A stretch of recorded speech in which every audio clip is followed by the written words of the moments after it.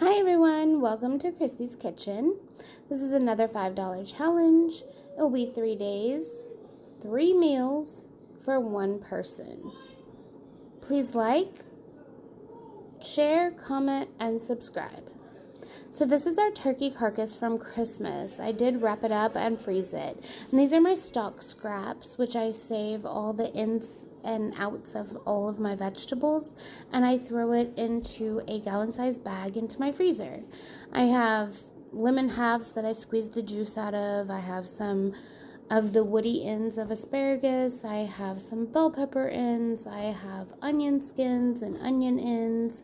That's some thyme that was about to go bad, so I threw it in the stock bag. I was cleaning collard greens, so there's some scraps from collard greens.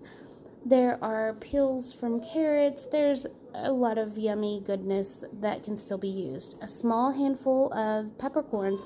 Now in this video, I will be using butter and salt and pepper from my own home. And so here's my stock coming up to a boil. So my haul is I found this big can of cannellini beans for 69 cents on Manager Special. And then I found the tiniest head of cabbage that I could possibly find. And I think it was 1.13 pounds.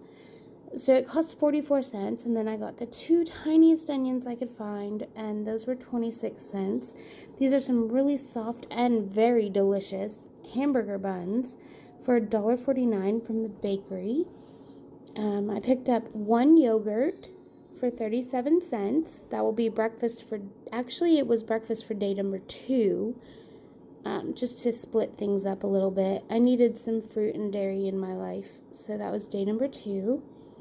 And then I picked up this package of Italian sausage, and it has 4 sweet Italian and 2 hot Italian sausages. And so what I did was I took these ingredients. Well, first, this is my stock. I made that with everything you saw boiling, and that's how much stock I got out of that. And it was such yummy, delicious goodness. And you can see the little thyme leaves that made it through the strainer. So good. This Pyrex with just over 2 quarts is what I used in the next recipe, and I still have those other 2 bowls of stock. This is what was left over. Of course, I threw that out because I got all of the use out of that. So I took 3 of the sausages, the 2 hot and 1 sweet, and I cooked those up. And then I took the casing off of 3 sausages, and I put them in a pot to brown and crumble. And while that was happening, I chopped up an onion, added that in. And while this browned, I cut up the cabbage and I cored it. And a little more than half ended up going into the soup, which you'll see in just a moment. There it is. Then I did end up adding some kosher salt and some fresh ground pepper to it. You'll also see that in a moment. I'm just sauteing it in the fat from the sausage. There it is. And then while this was all simmering and sauteing down, I took the rest of the cabbage and chopped up the other onion. I added the just over 2 quarts of homemade stock into this and let it just simmer away for a while. Then I took the cannellini beans, and I did drain them, but I did not rinse them. And that's pretty much it for the soup, except I do add a couple of things from the condiment box in a minute, which I'll show you. Okay, so the condiment box. So you can see there's like animal crackers, graham crackers, goldfish crackers. So my 2 youngest boys are in high school, and they get sent home with lunches for 2 to 5 days at a time sometimes.